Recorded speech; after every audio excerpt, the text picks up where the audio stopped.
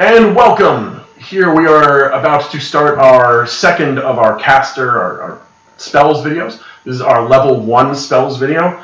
We had a little bit of an issue with this one because we didn't always completely agree on what spells we really thought should be there. So we went a little over the, this is what I think should be there. This is what I think should be there.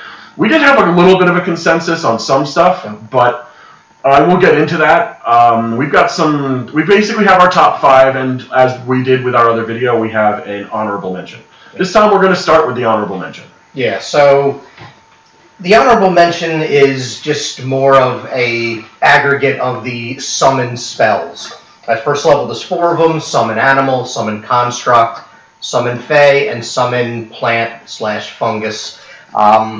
We really weren't going to try to figure out which one is best. There's 2 of them that are available to 2 schools. The other 2 are only available to a single school. They all essentially do the same thing. You get to summon a creature of that type with a -1 level. Yeah. And the thing that I actually liked about it was it's heightened at each spell level, and you get a increasingly more powerful creature each time.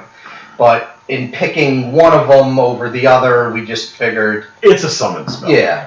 You got to remember, so as we know, it's available to different people at different times. We also have to make sure you understand that, of course, it's a combat summon. It doesn't last very long, but at the same time, you can always summon a specific creature for, a spell they might be able to do, or be able to talk to someone for a couple seconds. So it does have some versatility, but at the same time, there's so many summons, they last at every single level, so it's really hard to be able to rank it specifically. Yeah, so that's why we had that selected as our honorable mention. Number 5, everyone's favorite combat spell, Magic Missile. Why is Magic Missile in our top 5? Well, first of all, it's Magic Missile. Come on. But second, you got to realize, so first of all, it does all of your force damage. D4 plus 1 per die. Now, it's also very versatile because of the fact that it's D4 plus 1 per action you use. So if you do one action, which you can do, not a lot of spells are available for one action, D4 plus 1. You want to just get through some shield or something like that? Not the spell shield, because never mind. But the point is, if you want to do just a little bit of damage to something, you can. If you want to do a little bit of damage to multiple targets, you can spend multiple actions to do so. Also, do you have to roll an attack? No. Do you make a save? No. So therefore, it's got a good range. It's only available to Arcane and Occult. I found it very interesting that it was available to our Occult. So it means that you can be that bard that casts Magic Missile. That's new to me. I think it's interesting. I can't wait to see it. Magic Missile has its uses, but obviously it has other weaknesses as well because of the fact that you roll those ones and you're like, I Magic Missile for 3. Yeah. But again, as you said, with the versatility, you can do it as a 1 action, 2 action, or 3 action. So you can move and fire off 2 of them, or you can sustain an existing spell, fire 1 off, and then, like we usually do with all of our casters, what do you do when you have 1 action left? You cast Shield! You cast Shield. It's a very useful spell, and if you use it for 3 actions, it's actually among the highest damage spells out there. It averages higher than almost everything else. Especially once you're able to start casting it at a heightened level. It's just it starts getting getting a bit very ridiculous. good. It stays very good. All right. The next spell that we want to talk about is Sleep. Now, just to the level set here, we didn't put these in any particular order with the exception of number 1. Again, we didn't reach consensus on the spells. We didn't have consensus on which one should be 2, 3, 4, 5. So other than number 1, the rest of these are just in a random order. So Sleep was one of the ones that I actually liked. It's available to both Arcane and Occult casters. Has a 30-foot range with a 5-foot burst, and it is a will save. I actually like this one because it's usable out of combat. It's not necessarily, you're faced with the 6 goblins, you cast Sleep, and hopefully 3 or 4 of them get knocked out. But the fact is that can be something that's nice to have happen. Yes, it definitely could. But it was more the out of combat use that I liked. Every single game you're going to have to sneak past something.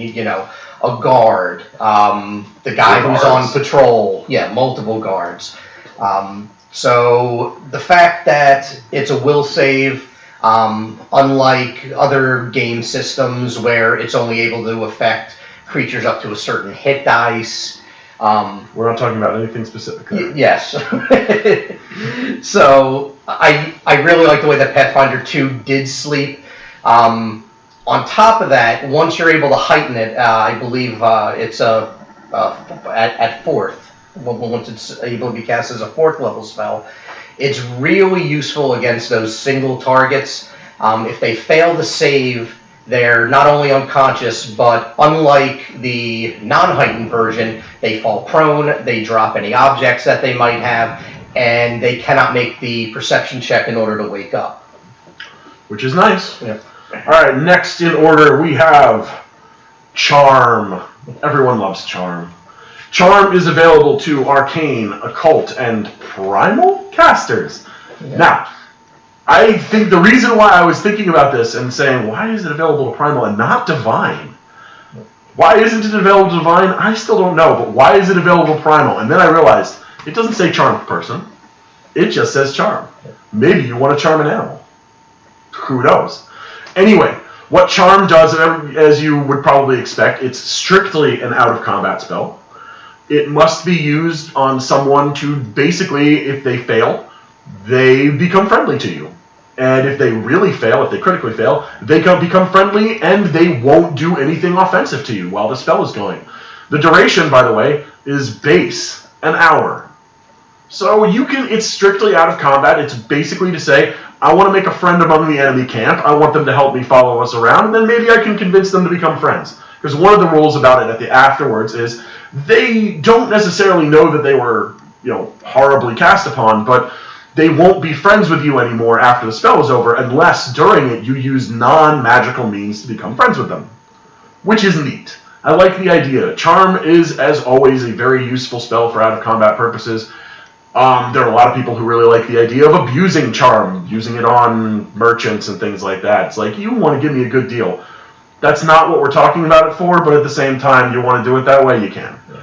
It's also very useful for its later level purposes again.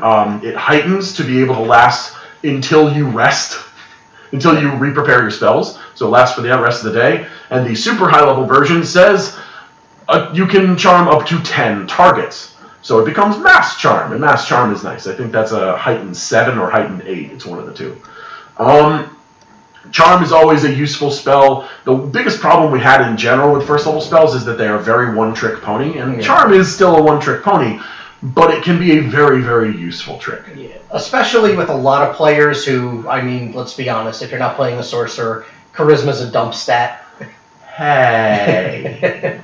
So there's other character classes. This allows casters to kind of make up for the fact that it's often looked at that way. Well, the thing is also that there are several caster types that the only caster type that can't do this are the ones that would want charisma. Yeah. Because you've got sorcerer, but then you also have clerics need to have some charisma for some of their abilities, and of course paladins are generally going to have a little bit of charisma as well. So then we've got one more in our pool of these are good, but not number one. And that's going to be our other combat spell, which is Burning Hands. We liked Burning Hands mostly for, it's got a couple of good things going for it. First, everyone loves a nice little AoE. First level spell AoE, it's not a huge range. It's only a 15-foot cone, but it still does the job. It's only available to Arcane and Primal casters, which makes sense. Occultists are usually not going to have Burning Hands coming out of them, and Divine don't get a lot of offensive spells in general. Now, obviously, one problem with it is the fact that it is only a 15-foot range, but it also does get strong pretty quickly, and we also have to remember that it is a reflex save. So having that reflex save can be very nice, especially if you can move up to the edge of combat and then say, Burning Hands, I'm going to target 3 people. Take 2d6 damage, or on a failed reflex save. It is fire. Fire is obviously one of those possible pro and possible con kind of types, because a lot of things are immune or resistant to fire, but overall, it's still a highly effective first level combat spell, especially once those bad guys get into your face, which they will when you are playing a wizard most of the time, whether you like it or not. So, our consensus number one is heal. Duh. Healing is your friend. Healing is my friend. Healing is my your friend. Yes, yeah. Everyone at some point in your game is going to need healing. And the way that Pathfinder did the heal spell, it makes it almost a must-have if you're a divine or primal caster. Yes. I honestly can't think of a reason why not to have it. Especially with its versatility. Yes, so there is a 1, 2, and 3 action version. The 1 action is a touch range, does a d6 of healing. D8. Correct, a d8. The 3 point is a 30-foot burst or emanation for a d8, which can heal your party members as well as damage undead. The really good one is the 2. Yeah, the 2. So it has a 30-foot range. You could do the d8 for dealing damage to the unliving. The good part is, of course, the healing aspect. You do a d8 plus 8 to a single living target. And what? One thing you're forgetting, of course, the actual really best part about it, yeah, the healing's big. At range. Yes, the 30-foot range. And it scales with heightened. So you get the extra d8 every level it's heightened. If you're using the 2 action heal, you not only get the d8, you get an additional d8 each time. So at 3rd level, it would be 3d8 plus 24. Yeah, it's huge. It's a very big heal. And only 2 actions, that still gives you the additional action. Exactly. And so the 3 action, especially at higher level, when you're being faced with an enormous number of monsters, is ridiculous. Yeah. Because the thing that puts heal apart from all of the other spells is its versatility, but also the 3 action is something no other spell can do. You can get Soothe as an occult caster. It heals for slightly less, but it's only the 2 action version. This you can use in its versatility. Its 2 action is the best, but the fact that the 3 action or the 1 action is available to you is what makes it so strong. Yeah, and again, this was across our group the consensus number 1. There was nothing else that we even considered to be number 1 other than heal. Yeah, when we all brought in our lists of these spells, everyone, with one exception, decided that this was definitely the most important spell. So it is what it is. That is basically our decision. Now, first level spells obviously there's a lot of them, and there's lots of versatility. So it is what it is. If you think that there's anything we missed, if you think that there's anything that that you disagree with anything, if you think that there's a spell that's like, I think this is a little bit better, like if heal was so good, why isn't Soothe on the list? Well, because it doesn't fit. So, comment, like, subscribe, and there's a good chance we'll try to do level 2 sometime relatively soon, which will probably be easier, but at the same time, a consensus number 1 will probably be harder. So thank you very much.